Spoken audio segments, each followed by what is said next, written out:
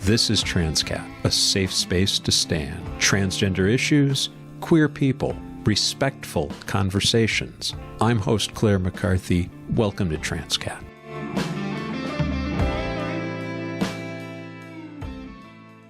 Today's episode is available in video form at the Transqat channel on YouTube. I'm not especially good at small talk, but I do love a good conversation. Talking about things that matter with somebody who listens and thinks before responding, somebody who can open my heart and my mind to new perspectives. That, for me, is what Transqat is all about. And this episode is that kind of conversation. Joy Ladin is the author of 10 books of poetry, most recently the 2024 collection Family. Her memoir, Through the Door of Life, was a finalist for a National Jewish Book Award. The Soul of the Stranger, Reading God and Torah from a Transgender Perspective, was a finalist for the Lambda Literary Award. From 2003 to 2021, she held the David and Ruth Gottsman Chair in English at Stern College for Women of Yeshiva University. Joy was the first openly trans employee of an Orthodox Jewish institution. I did not expect to come away from this episode motivated to rethink my relationship to God, but that's what happened. Thank you, Joy, for your words, for your heart. You're not alone, and neither am I. Thank you so much for making the time to be here today. I'm delighted to be here with you, Claire. I wanted to start with your name. One of the great things about being transgender is that we get to choose our name. Your name was just a fractional change, just one letter. And yet that one letter carries a lot of weight. There's a profoundness to Joy.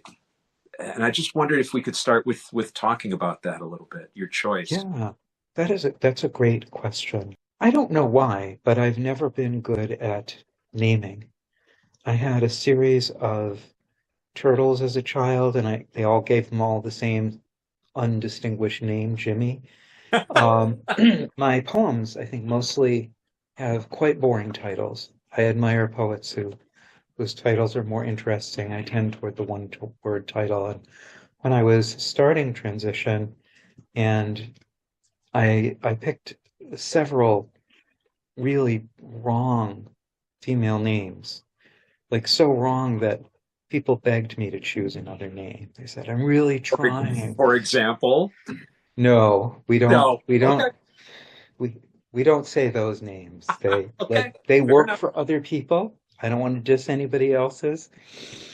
But they were like, "Oh, we just can't think of you in this name." Like when my best friend said that to me, I told her, "Look, I know it does. I don't think it fits either, but I just can't think of what is right." And she said, "Well, my male assigned name was Jay, and she said, what about Joy? As you said, that change of one letter, which of course I'd considered. I'd ruled it out early on because I worked with someone named Joy, and I thought that would be a strange thing to do because I didn't have a relationship with her where I wanted to name myself after her or anything like that.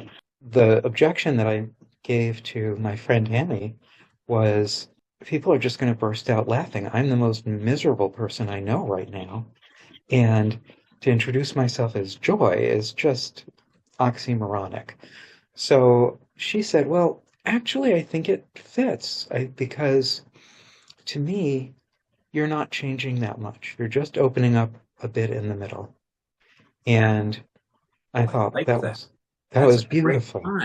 And when she said that, I didn't experience this as opening up a little in the middle, but she enabled me to suddenly see Joy as a mission statement rather than as a way of naming that I was, a way of naming what I was working toward becoming, or what I hoped would be the consequences of my becoming. And much, much later, because when we did this, I was still thinking of my relation to gender being like a binary person's relation to gender, which is, I happen to be assigned the wrong gender, but for me, but I would go through a process, I would be in the right gender, and then everything would line up with my essence.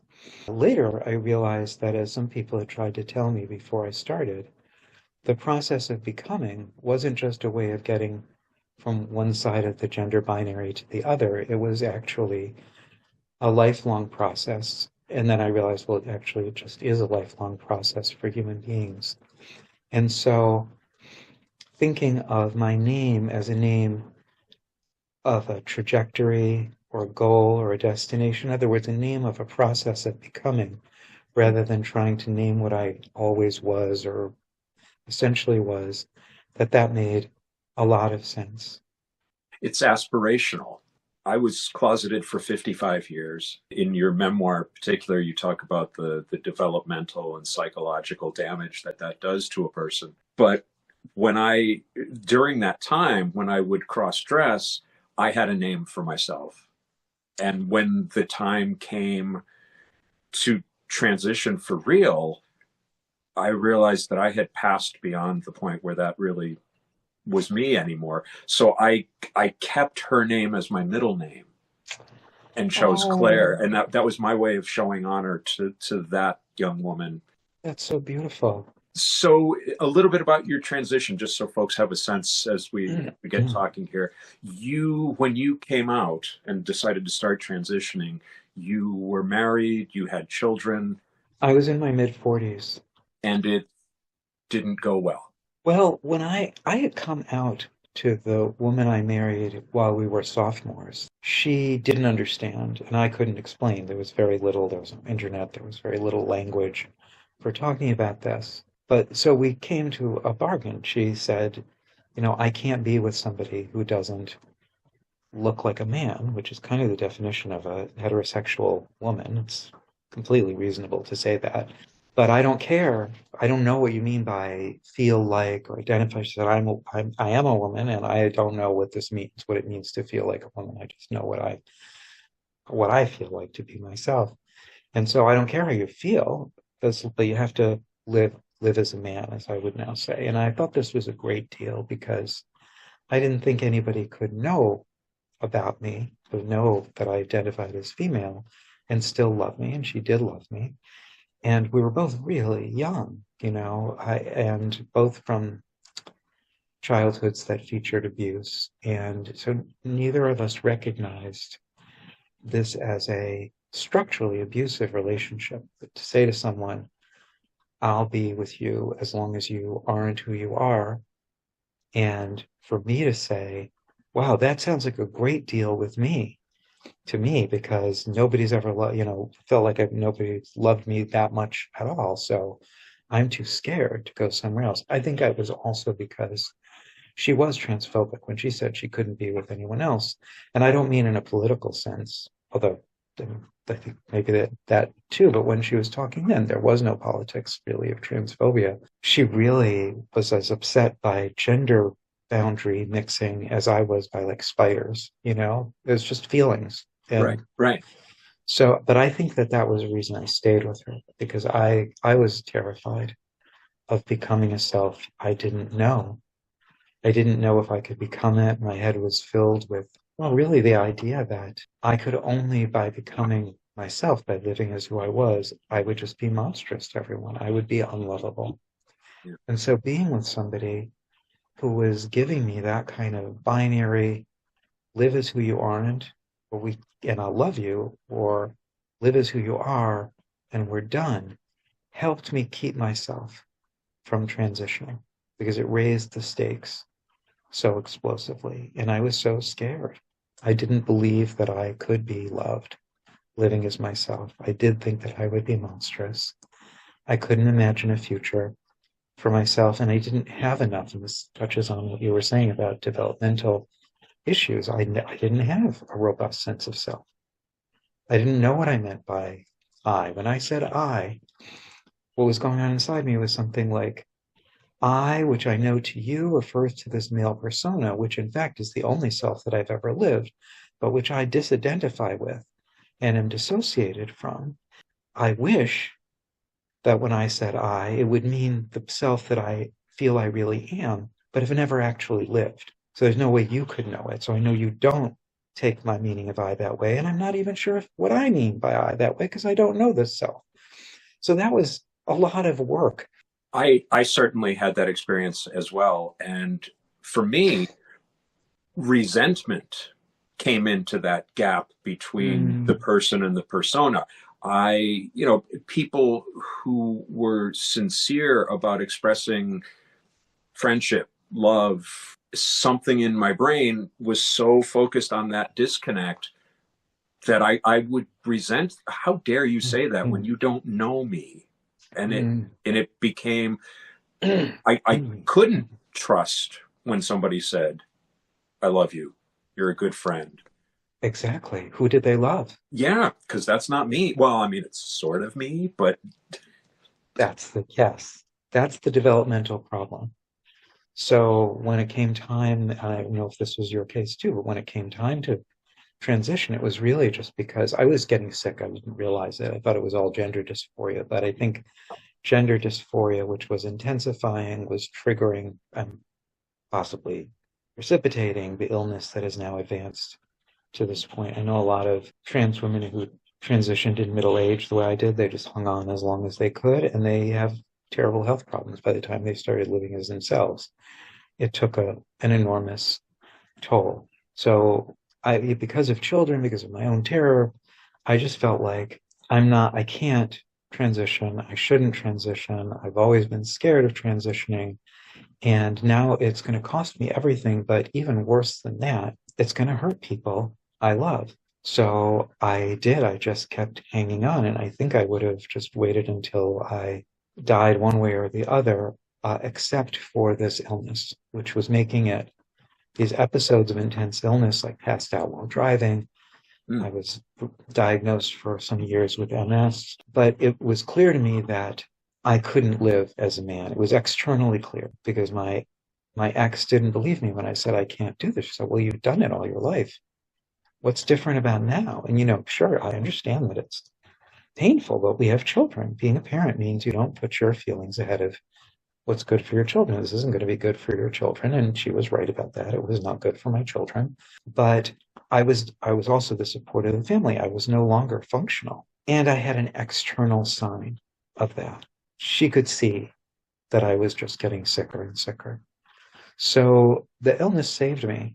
I mean, it's destroyed my life in some ways, but it saved my life in other ways. My ex was telling the truth when she said she couldn't be with somebody who wasn't living as a man. She really couldn't. She tried to talk herself into it a little bit. I mean, she did love me, but also I think our marriage was in bad shape for other reasons that had nothing to do with gender by that point. In any case, once I said, look, I can't do this anymore, our marriage started breaking apart in very awful ways, although we stayed together for another year because we continued to co-parent well. We were good co-parents. I had some of the skill set for parenting, and she had some of the skill set for parenting, and we put them together and they worked really well. But eventually the kids, they just picked up on it anyway. How old were your kids? My youngest was 3 and their older sister was 7, but has emotional, like genius level emotional intelligence. So as a 7-year-old was chiding me for being a bad role model to my then 13-year-old son. There were many, many times when I was trying to be a good parent and talk to her about feelings and stuff, and she just said, yeah, this is just this is the way it is for me. I remember she took sides. The court would not grant me shared physical custody. So they were living full-time with their mom. I was seeing them as much as I was allowed, and that was diminished pretty steadily over the years. I told her, she was withdrawing from me, and we'd had a good relationship. And I said, you don't have to choose between the two of us. And she turned to me, 7-year-old, looking up, she says, as a matter of fact, I do. And afterward, it was just so fierce and so true for her. And when I thought about it, it took me a while to get this. I thought, right, you're living with one of your parents. You need to be on that parent is angry. She's abandoned. She's lashing out. She's looking for loyalty. You know, you're 7 years old. You're damn right you have to choose. We as adults and as parents understand that kids need stability, but kids understand that too. Maybe not on the sort of abstract level that we think about it, but kids feel that and they know it. I had already lost everything that mattered to me by the time I decided to come out. So I didn't have to make those hard choices. The things that cost me all of that were very much born of the stresses of being closeted. It wasn't directly, oh, you're trans Right. out. But it was very much the things that were causing the rifts were because developmentally I was not where I should have been. Not people who aren't trans take it absolutely for granted, at least particularly Americans. Americans are, be yourself, be true to yourself, self-reliance, be authentic, all this stuff. It's absolutely taken for granted that that's what you need to do. And in any rom-com, you will see that you've been lying to me. You haven't been who you really are. How can I ever, right? We know that this is bad, except when it comes to trans and non-binary people. When we say, In that case, just keep it to yourself, please. yeah, it's been working with me. For me, I don't see any problem with you not being authentic. So I don't see why you've been able to do it. So why don't you just keep going and be who I expect you to be or need you to be? As you were saying that, describing what your wife had said, I'm picturing trying to walk through your day carrying two cinder blocks, one on each shoulder. And you can do that for a while. You can, and when you're at the beginnings of a relationship and the beginnings of a family, you want to do that. I want to carry the load for you. I love my family. I want to do this. But what you can do at the beginning and after you've been carrying those cinder blocks nonstop for decades, when you say, I can't do this anymore, it's a cumulative thing, not unlike that. That's exactly true. And as you were, I think, alluding to, there's all this stuff that you're not doing if you're carrying cinder blocks. I'm guessing you're not playing hopscotch, for example, or doing a lot of other things. And in one, for people who are living in the closet, those things include learning who you actually are, learning what it means to be authentic in relationships. I remember I had this very disturbing in retrospect, convenient at the time, but disturbing in retrospect, double moral and ethical standard, because whatever I did as this male persona, that didn't really reflect on who I really was, because I knew that that wasn't who I really was.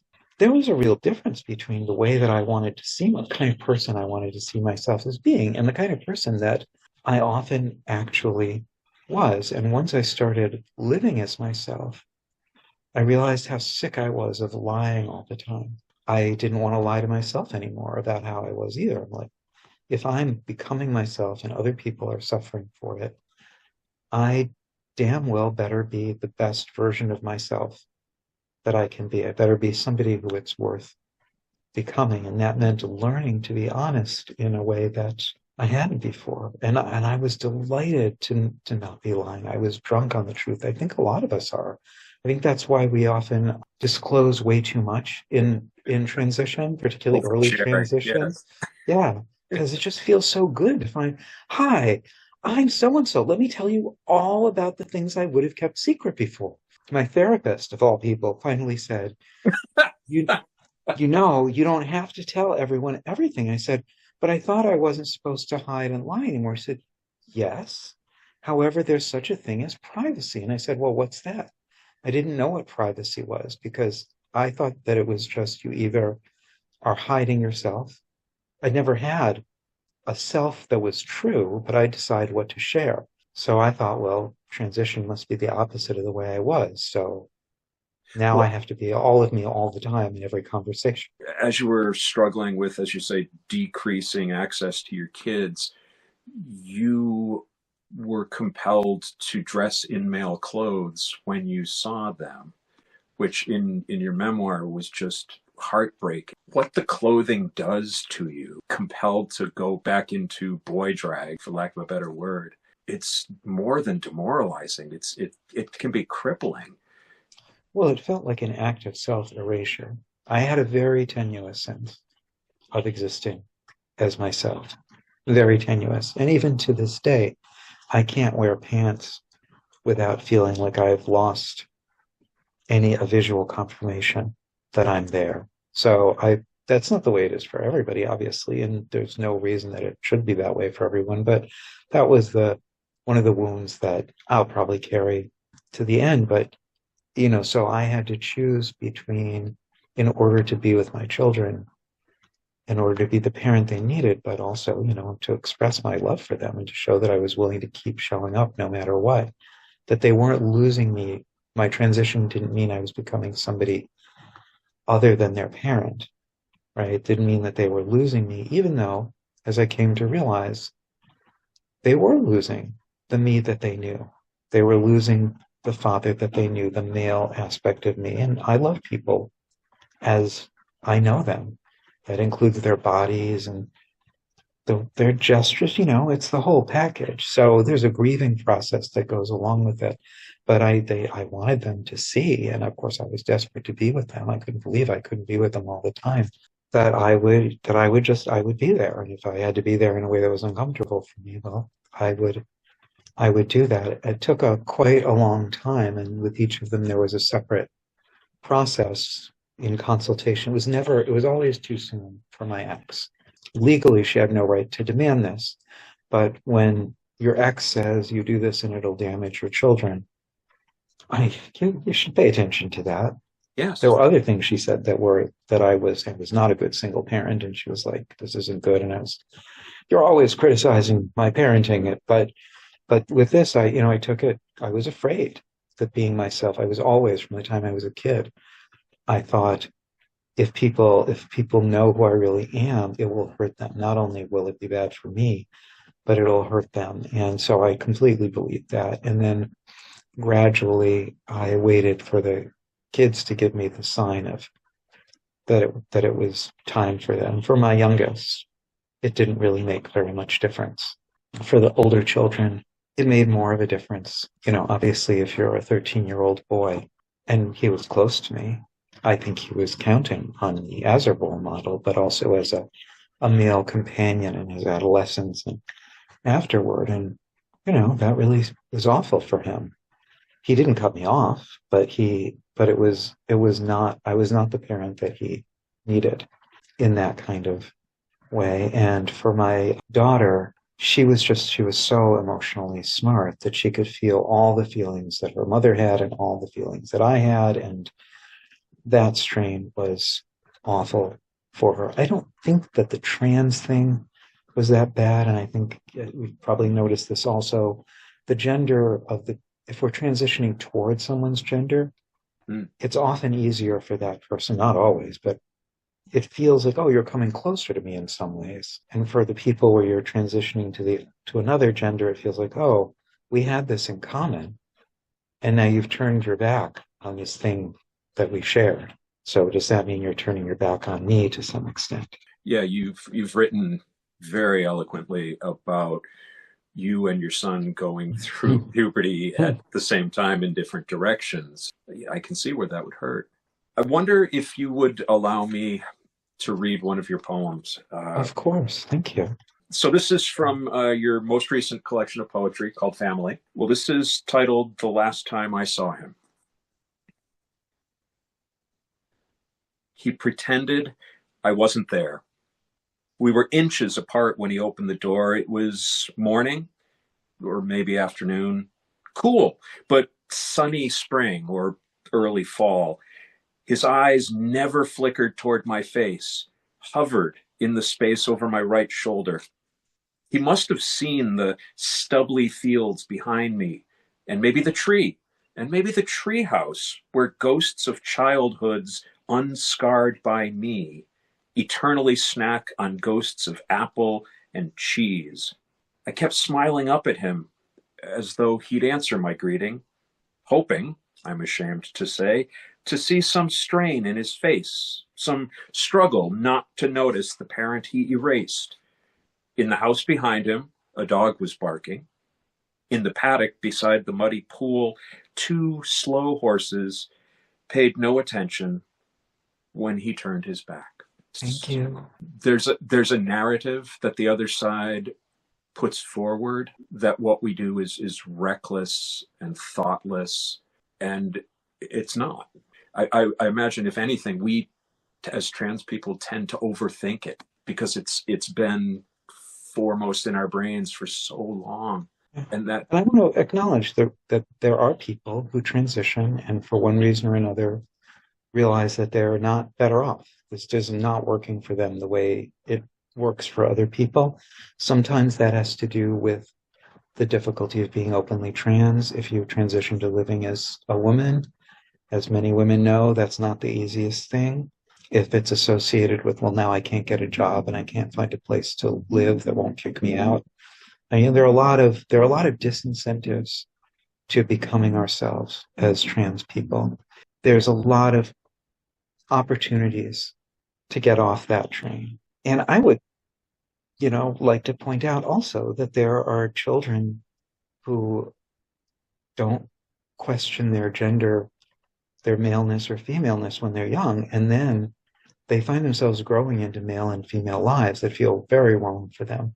I would say we wouldn't have feminism if that weren't true for a significant number of women, where you say, well, wait a second, I'm doing what I was supposed to do according to the way who my culture tells me I am. And this is not working for me, or this is even hurting me or destroying me. So it's not just trans people who experience that, but it's pretty hard it's not hard to change clothes. And if, depending on your body size and type, you may immediately pass. But actually going from living as one gender to living as a different gender and going through the coming out process, it is not easy, and people are there to hurt you every step of the way. So can trans people be as human as other people? Human beings make mistakes all the time. I shouldn't have gotten married to my ex. It was a very bad, if I had been my own parent and I said, oh, I'm with this woman and we've made this deal and it's so great, I would have been like, yeah, you break up right now. Not because she's terrible, but because that is an abusive relationship. If you can't be loved for who you are, you're not in a loving relationship. And it's going to hurt you, even if she doesn't mean it to hurt you, because she didn't. But she can't help but hurt you when she does that. And you're bringing out the worst in her because you're putting her in that position. That was a mistake about not transitioning, really. But even apart from that, my mother told me it was a mistake to get involved with her. My friends felt the same way. They didn't know anything about the gender stuff. It wasn't like there were people saying, don't do this. But I was 19, 20, 21, and being 19, 20, 21 generally means making some mistakes. You're old enough to change your life, and not necessarily old enough because you haven't messed up enough to know the right and wrong choices to make. As I've been in relationships that have failed, I would have real difficulty letting go of them because of that belief that, well, no one's going to love me, so you'd better hang on to this for dear life. Another relationship that you write about that seems abusive at times is your relationship with God. Could be because you do write about trying to relate to a God for whom love and torture are so close. Yes. For me, my relationship with God and my relationship to gender have always been intertwined. I've always had a sense of God's presence that I talk about in a couple of books. I think that that's partly because it certainly wasn't because of any virtue of mine, but partly I just lucked out because that gave me a sense that I could be with somebody who actually knew me instead of just there was nobody in the world who knew me. But I think it's also the dissociation from my male self. I think there are a lot of spiritual disciplines that basically try to get people to dissociate from their social selves. And as a trans kid living in hiding, I was doing that all the time. And I think it's very hard to pay attention to God when you are so busy being engaged with human beings. They're so much more fun and interactive. That it was a very intimate relationship. I conceived of it as us relating on the basis of neither of us could fit into human categories. Neither of us could be recognized by the people that we loved. Neither of us literally had faces that other people could see. And I think I liked the anger that God shows in the Hebrew Bible, the Torah, when the Israelites don't basically ontologically misgender God. They worship idols, or in one way or another, they're not relating to God as who God is. And God, what I would do is I would get suicidal. God doesn't get suicidal. It's probably good for the universe. Instead, God gets genocidal, which is not great either. Like, there are better ways to hold your feelings. But for me, with all this repressed anger, the idea of just like, whoa, lashing out, like, it was a life-saving relationship for me, but it was also messed up because, as you described so eloquently, I couldn't feel that I was actually loved. It wasn't until after I came out to my mother that I believed she didn't love me. We had a difficult relationship, and she didn't know who I was. So put those two things together. But then I found that she did love me. We still had a difficult relationship, but there really was love there. But I couldn't know it until I knew that she was seeing me, the real me, as who I was. Hi, folks. It's Clare interrupting. I'll keep this brief. Please consider donating to support the show. If you go to transqat.com, that's TRANSQAT.com, hit the support button and then donate. You can also visit the Transqat store and support us that way. And if you're a business or an organization, please consider sponsoring the show. We have a few slots left for season 3, but we will also be looking for sponsors for season 4. Thank you for your support. When in my relationship with God, God was always there. I was not afraid of God abandoning me or rejecting me, but I also couldn't imagine God loving me because I couldn't imagine being loved. Even by an entity who is capable of all things. Absolutely. I could not imagine love that way. And dissociation didn't help either. My feelings were very hard to access. So it's not like I would say, well, I'm such a loving person. Of course, I'm loving, and God must. No, none of that. So my model for relationship was that I'm going to relate to everybody without being able to feel like they really love me. And so God was there during these scenes of great suffering, self-harm, suicidality. And now I would say, yeah, that was love. The people who are there with you when you're in the worst times, even though they can't rescue you, because mostly we can't, that's a way of showing love. But then it was, as I would try to understand God and construct an image of God, it seemed to me like, well, God put me into this situation. This was sort of God's fault. God's witnessing how much it hurts me. God is not simply changing the laws of nature and physics to relieve my suffering, which I'm, assuming that God could have created me one way or the other. God could, right? Small child thinking that persisted for a while. And therefore, I did relate to God without even thinking about it. My conception of God was a conception of God who would hurt children. And actually, when you look in the world, and now that I have a more mature conception of God, it's still, I'm sure God doesn't think that, but, by my standards, it's further along. My conception of God doesn't let God off the hook from any human suffering. There's vast suffering, much greater than mine.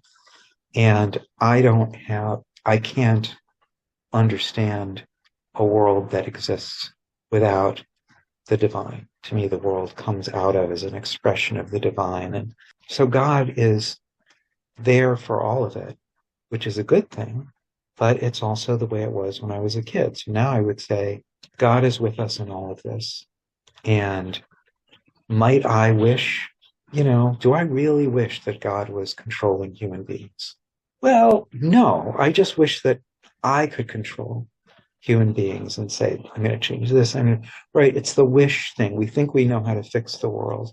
Anyway, so yeah, when I was in the soul of the stranger, when I'm developing, like trying to develop my childhood experiences into a trans theology that's not specific to me, I realized that even as a small child, I had the power to conceive of God any way I wanted to.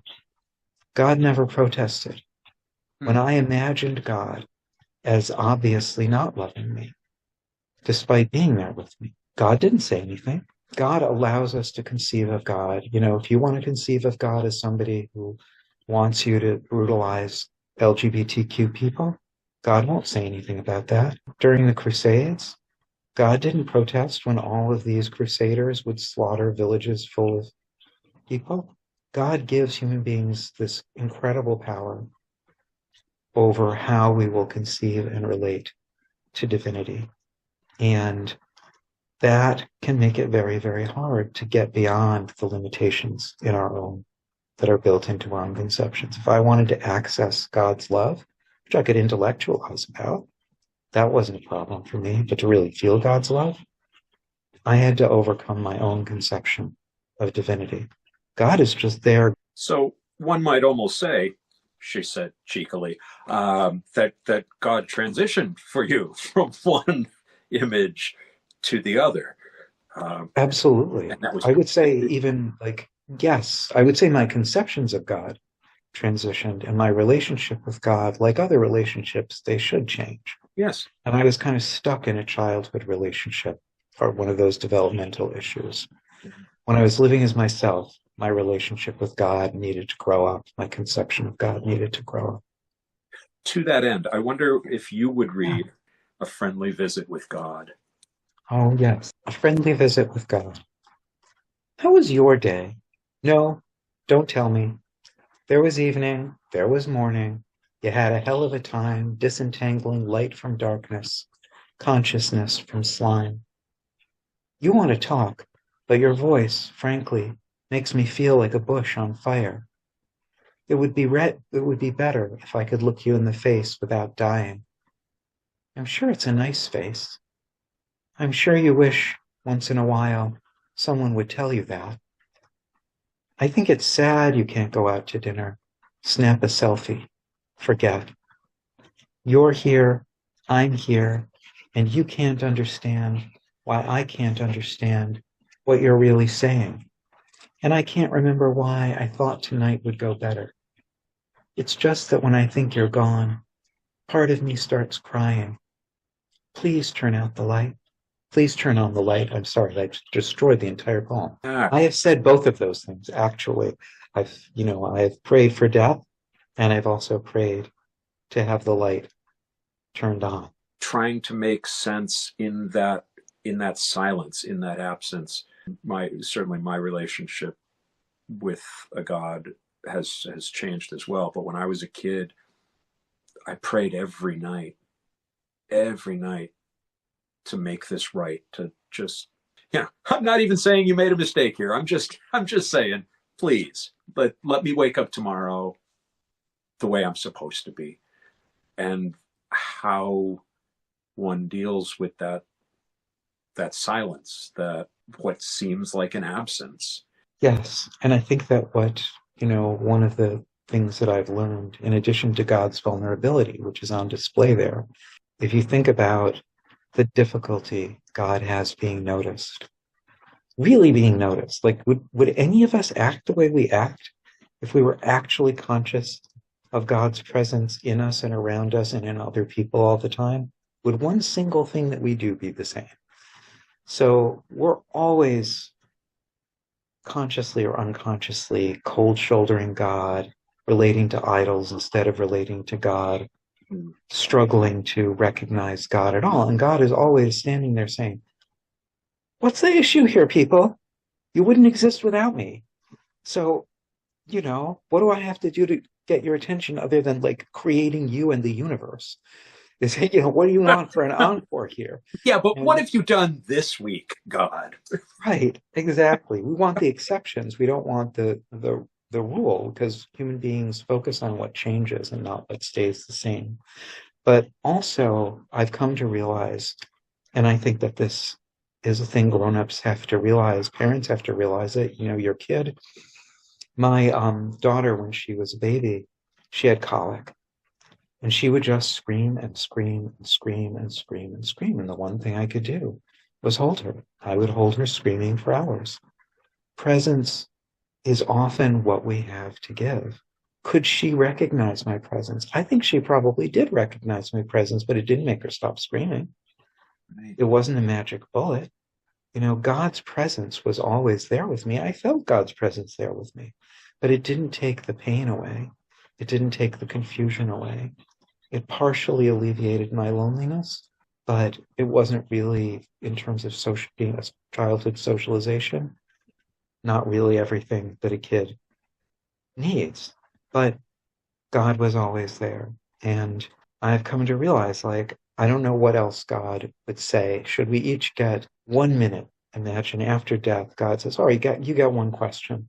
Go. Hit it with me. I bet I know what you're going to say. And you say, how can you allow all of the terrible things in this world? It's like, well, that one caught me off guard. I think the only things that God says is partly the price of an independent existence, an existence that feels independent to you, and everything else is that I'm not micromanaging things, fitting everybody into a sterile, static idea of goodness. I think the other thing God says is, I ask myself that all the time, because I suffer every single thing that everybody else is suffering, but all the time, and from all the different points of view. So when I'm the soldier in Gaza shooting somebody, I'm the Palestinian being shot, and I'm the soldier being, dehumanizing themselves and guaranteeing PTSD for the rest of their lives. And I'm the family member who's going to have to endure this grief, and on and on and on. I'm buried in the rubble, hanging on for life. I'm the first responders who have to go through that trauma, digging people out, finding that they didn't get there in time. So, yeah, I feel you. I've always felt you. I want to ask you about Orthodox Judaism. Just before I do that, you had a line: "The gender binary is an idol planted in the Garden of Eden." Oh my God, I love that sentence. And it's true. I mean, society, what we're seeing right now is how much society wants to worship that notion that no, gender is this or this, shut up and pick one. And the notion that maybe you should let go of that, maybe that's clinging to an idol that is not the reality, the God. Thank you. I have to tell you, I was quite pleased with it myself.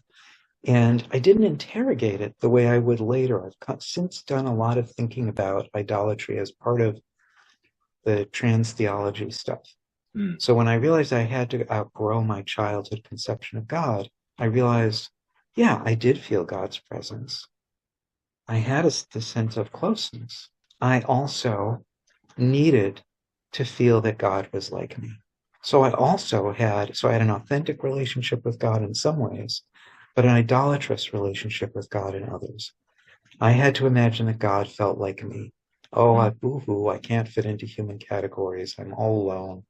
All of the feelings I had, God would, of course, share. We were the same. Because I was so afraid of losing my connection, I partly chose my idea of God, which is an idol. It was an intellectual idol, over the actuality of God, which is, of course, far beyond any human conception. For many people, I think, religious and non-religious, there are religious people who understand God's image to be reflected in sexual dimorphism, physical male and femaleness, and in binary gender that is based on that. So for them, literally, if you mess with binary gender or interfere with them practicing gender in the way that's true for them, you are cutting at the base of the divine human relationship. You're desacralizing humanity. You're saying, actually, you can't look at every human person who's male or presenting as male or female and recognize the image of God. You're saying you make that impossible for me. You're erasing it from the universe. And for people, and in addition, and for people who aren't religious, for many people, binary gender is the basis for their relationships, like my ex, but also like my children who had to mourn and create new relationships with me through transition. Of course, binary gender was saturated our intimacy, our relationships, the way what they knew of me and expected of me. It was all about me being a father, and that was, maleness, and, it's all over the place. So when you start messing with other people's, is that idolatrous? Yes. When you say, and this happens a lot in families, I've met people who aren't trans, but my father or my mother, they think that I'm the wrong kind of man or woman. I'm a failure as a man or a woman. I heard about one student who said she grew up in a family and she was the child of people who weren't married. Like there was an affair, so she was adopted, but because she was considered illegitimate, she was considered a defective female her entire life. That was her culture. It was had a conservative religious version of binary gender, and so because attachment is so important to us, feeling of closeness is so important to us, and we use gender to create those feelings that we know people, that we connect with people, tell us how to relate to people. I think we often practice a kind of idolatry with regard to gender and one another, where I'm afraid I won't know how to relate to you at all. I won't know who you are, and I won't even know who I am, really. So I'm going to insist on the categories of male and female as I know them, rather than dealing with the messy human reality. And what I've come to realize is everybody's human reality is messy. It's not always messy the way mine is, but there is literally nobody who is conscious at all, who is not sometimes conscious of not being who other people think we are or expect us to be or say we should be. We don't fit human categories perfectly. And so sometimes we're all passing. Sometimes we all transition, when we get burned out. Oh, I'm burned out on being a teacher. What you're saying is who I am no longer fits this role. I can do it. Other people are happy to pay me to do it, but it's not me anymore. I can't feel that I am inhabiting this. All of those are trans experiences. So when we insist on saying, well, to me, you owe me a teacher. I don't give a crap about how you feel about it. I don't even care about how you really do it. You just have to keep doing it. That is a form of idolatry. It certainly can upset children when their parents act as themselves, as who they really are, but they're not the parents that your kids need you or want you or expect you to be. So it's common and it's understandable, and it's given me a way of understanding some of the reaction against recognition of trans and non-binary identities, because there's a lot of fear that recognizing these identities undermines binary forms of gender, religious, but also non-religious. And I think that those fears and those anxieties are completely natural. And the fears grow out of questions that trans and non-binary activists and inclusion activists usually don't allow to be asked, much less worked out together, which is trans and non-binary ways of doing gender are crucially different from binary ways of doing gender. We define gender as self-identified. We say you can never know who someone is from the outside. You can only know when they tell you, and they may tell you different things at different times. Binary gender says you always know who someone is. You can see it from their bodies. Don't worry, everything else about people is going to change. But this is one thing you can count on never changing. And so this is the basis for lifelong relationships of the most freighted and intimate kind. You don't have to worry about this. There's some real questions about what happens to binary genders when you go around and everybody's declaring their pronouns, and people who are like, why am I declaring my pronouns? In the last class, I declared my pronouns. My way of doing gender says I'm not going to change. Also, My body is telling you what my gender is. My clothes are telling you what my gender is. Why do I have to keep doing this? And if you don't do that, like the way I grew up, nobody ever did that. Everybody felt like they knew who everybody else was. It means the relatively small but real number of people where the gender that feels authentic to us is not something that you can see from the outside. It is something that we have to identify for ourselves.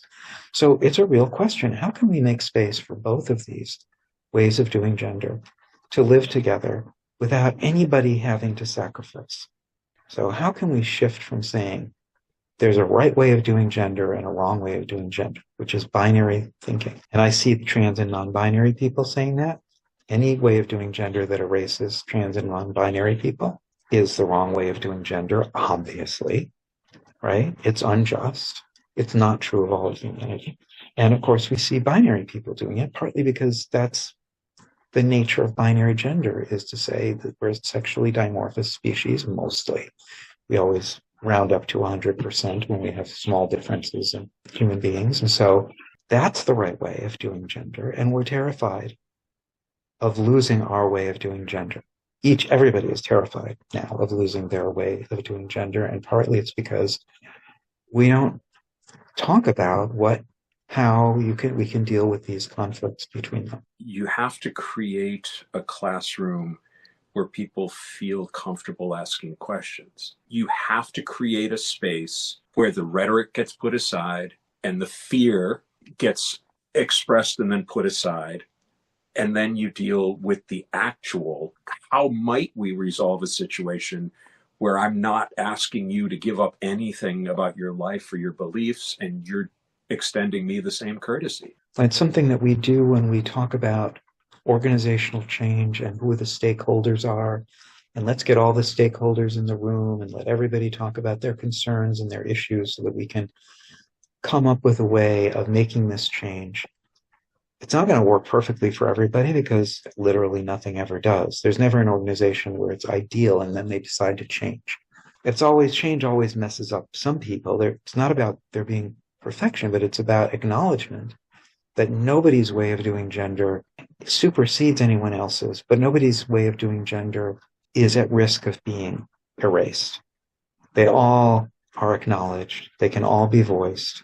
So once you get out of the binary, it's either this or it's that, you realize that human beings are always coming up with ways of living with one another that involve horse trading and compromising and tipping a little too much this way and then a little too much that way. And basically when we feel that our needs are recognized and our anxieties are recognized and our concerns are recognized and they're being respected, when everybody feels that way, most conflicts, you can find a way to muddle through them, even if you can't resolve them. I had the great good fortune earlier this season of sitting down for an hour with Congressman Barney Frank.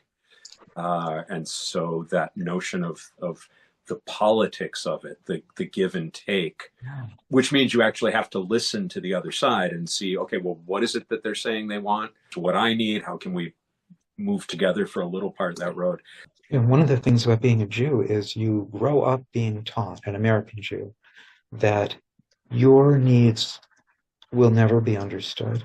And you, as a tiny minority, do not have the power to force other people to, for example, pronounce Hanukkah properly, or to remember Hanukkah when it's Christmas time, that there's this other holiday, right? Small minorities and trans and non-binary people, we are a really tiny minority and we're scattered and we're very vulnerable. So if we posit the transformation of gender, the renegotiation of gender, is saying everybody either has to do it our way, the way that's comfortable for us, or you all suck and you should all be ashamed and you should all suffer. We're going to lose that. And it's going to look something like what the Trump administration is doing right now, because they're taking an eliminationist approach. They are saying that the term gender ideology it's used as a scare term, but the piece of it that's right is that they're saying, wait, these are different ways of doing gender. Calling it ideology is a way of trying to say it's nothing real, it's just ideology. But all gender is just an interpretation of humanity. There are different cultures that have different ways of doing gender, different families have different ways of doing gender. So one is not more ideological or less ideological than any other. Yeah, bodies are bodies, but I interpret mine in a different way than you interpret mine. So they're both interpretations. That's true, but what they're saying is, yeah, we can eradicate any sign of this way of interpreting human bodies. If it's going to be one way or the other, guess what? It's going to be the way that is comfortable for 90+%. Well, that's the way it goes for minorities. So what as minorities, you want to avoid those kinds of winner takes all, zero-sum confrontations, because they usually don't go well for you. Yeah. And shaming also, so then minorities often say, well, we're going to go with moral authority. One way of doing that is the spiritual civil rights resistance way of doing, which says, we're just going to behave in a loving way. We are going to suffer what we suffer. We're going to refuse to dehumanize people the way they're dehumanizing us. We refuse to be less than human. We refuse to treat them as less than human. And we believe that eventually people will be persuaded by that. Sometimes that works, sometimes it doesn't, but it's exercising moral authority. Shaming is not that.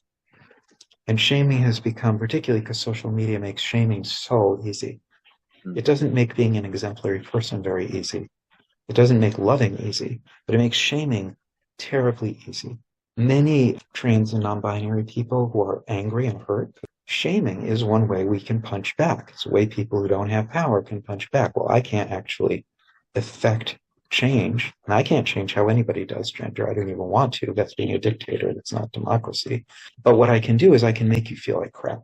When people are hurt, we have a choice, and often we have to learn we have a choice between transforming pain into something else, into something better, or just passing pain along. We can hit back, or we can hurt somebody else who's weaker than we are. And so there are a lot of people who are not transphobic, but they feel like they've been shamed or threatened with being shamed. And there is no space to ask the real questions or to talk about their anxieties or their needs in terms of gender, and to say, honestly, is there a way for you to be you and for me to be me? Can we both do gender in our own ways where I don't have to feel like I'm in danger of losing this or that I'm a horrible person? So I think partly we're also reaping the whirlwind of being a tiny minority who at least we can make other people feel like crap as a way of dealing with our pain, but also trying to exercise moral authority. Except as teachers know, shaming is a terrible, terrible way of promoting growth. And when we call names, when we name people other than they name themselves, we know this, right? That's part of why our pronouns are important to us, why our gender expression is important to us, why we want people to recognize who we are to ourselves in terms of gender. And it feels like violence when we're misgendered. But when we call somebody else cisgender who doesn't identify that way, we're doing the same thing. I don't know people who are raised to think of themselves as cisgender. There's some people who, because they're allies, are like, okay, right, all right, I'll go along with this. But otherwise, when we have inclusion efforts and say, okay, now to include this tiny group of people, everybody's gender has to change. You're no longer male or female. You're now cisgender.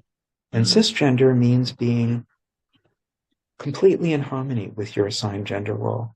Nothing interesting, no conflict. You got no problems in the world. But we should really need to focus on the problem trans people have. You don't have a gender journey. You've always been the exact same boring male or female that you were assigned. You're the compliance person. You were assigned and you do what you're assigned to do. Very few people actually want to think of themselves in these terms. So if we say you can't include trans and non-binary people unless you're willing to see yourself in these ways, it's not surprising it doesn't always go well. We talked about your relationship with God, but in this world, we are encouraged to relate to God through an institution. That was also your relationship to your job, institutional and aligned with a religion that was not supportive. Yeah, it was very hard on everybody when I transitioned there. it was safe in many ways. Orthodox culture is very strong on respect, treating people with respect, and it's strong on treating people and teachers with treating people teachers with respect. So my students, I couldn't get them to call me by my first name, for example. At first I tried. I was coming from Reed College. I'd always talk to my professors as, on this kind of basis. It seemed like the best thing to do in terms of a teacher-student relation to me. And one of my students early on said, I'm sorry, I'm really trying to call you Joy, but it just feels so wrong to me. Would it be okay with you if I called you Professor Ladin? So when I transitioned, it was the same. They were very respectful to me, whatever they were thinking. And my gender therapist, one of her greatest gifts to me was telling me what other people think of you is none of your business. I can't control what people think of me. Lord knows I can't control what I think of them. We're not a telepathic species, thank God. So in the privacy, we have to have the privacy of our own minds where we can trash people, hate on people, be as whatever it is. As long as we behave decently to one another, we may not be exemplary human beings on the inside, but, we're not hurting anybody. And I respect the fact that there are people who can't see me as a woman. They're entitled to do that. They do gender in a different way. My gender presentation, they just can't process it because it's too different for them. Whatever it is, it doesn't matter. The only question is, how are they behaving in relation to me? But I have to let them be free to, so when anti-trans people say, you want us to deny reality, you want to deny the reality of biological sex. And there are trans people like, well, for my comfort, for me to call myself as a woman, everybody has to redefine what being a woman means. We have to say genitals don't matter. They are not real in the sense of being gender defining. Well, if you're somebody for whom would identify this as binary gender, they're damn real in terms of gender defining. And they certainly are real in a bunch of other ways too. It's a kind of a totalitarian approach. Rather than saying, yeah, I want to be in a relationship with you. This is who I am to myself. I need to be authentic to you. I respect your need to understand me however you need to understand me, but can we work out a way to relate to each other where, despite the real conflicts in what is reality to us, to you I'm a man, to me I'm a woman or somebody who lives as a woman or a female identifier. There are a bunch of different ways I think of as trans. I got a whole bunch of ways of saying who I am. I can be all of those things, and you will behave with respect. My students did. They were Orthodox Jews. They'd never seen or heard of a trans person, but they knew how to be polite. It was drilled into them. They're taught that shaming somebody is one of the worst things you can do to a person. The Jewish law likens it to shedding blood, like the blush that you bring to someone's cheeks is like the shedding of blood. So they had real difficulty, some of them, processing who I was. But they had no problems relating to me without hurting me. They knew how to do that. And the students who couldn't do that, they stayed away, which is their right.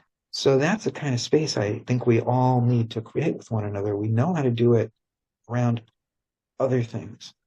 Gender is so foundational to our sense of who we are and our relationships with others that we're really struggling to figure out how to do that as a society. Joy, thank you so, so much for this conversation. I wonder if you would pick a poem for us to go out on.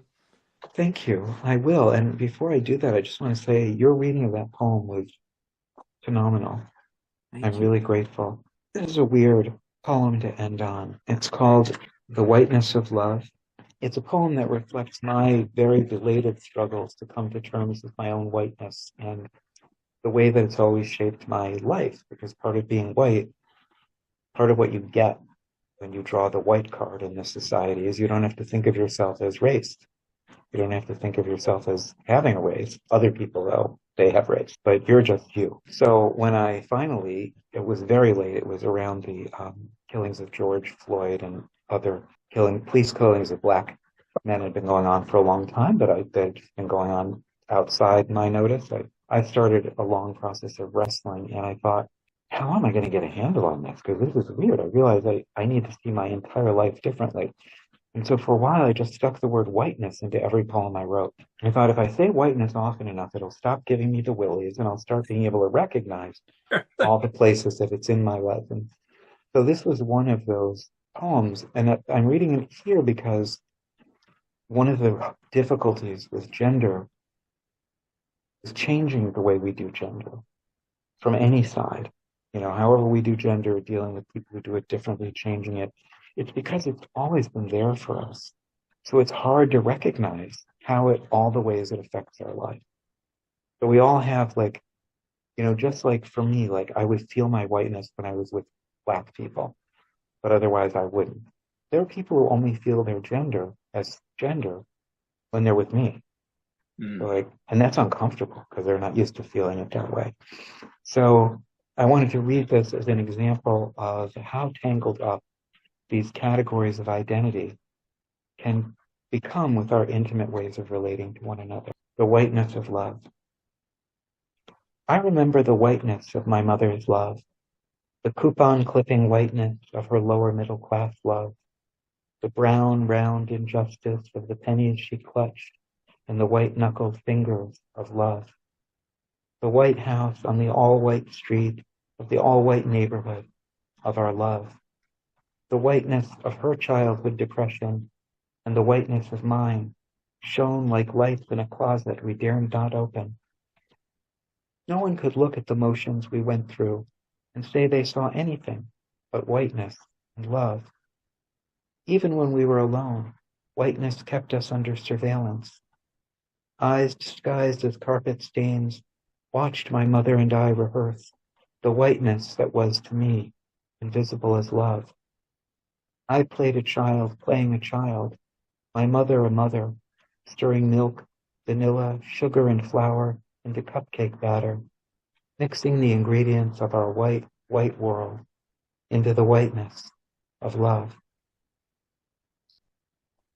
Joy's latest book, Once Out of Nature, Selected Essays on the Transformation of Gender, will be available in September. You can pre-order it at Joy Ladin, that's JoyLadin.com. Lots of housekeeping items this time. Middlesex Health is holding its annual Day of Gifts. That stands for Giving Information for Trans Support on Saturday, March 29th. I put a link to register in the show notes. Also on the 29th, here in East Haddam, Connecticut, Two Wrasslin' Cats Coffee House is holding its first in a series of citizen voice protests. Links in the show notes. On Monday, March 31st, the Out Accountability Project has organized a legislative action day at the state capitol in Hartford for Trans Day of Visibility. Links, yeah, you got it, are in the show notes. On Saturday, April 5th, I'll be at the North Haven Library with my In the News presentation. Come explore and discuss trans issues with me in a safe setting. Registration, yeah, say it with me, in the show notes. The first in a series of sex and kink trivia nights, co-hosted by Kim Adamski and myself, will be held at the Blue Orchid in New Haven on Saturday, April 19th from 6:30 to 8:30. Link is, yeah. Last item. Please check out the mini episodes that I've been doing on the numerous executive orders coming from 47. There are 3 in the feed right now with more to come. It's been hard to keep up.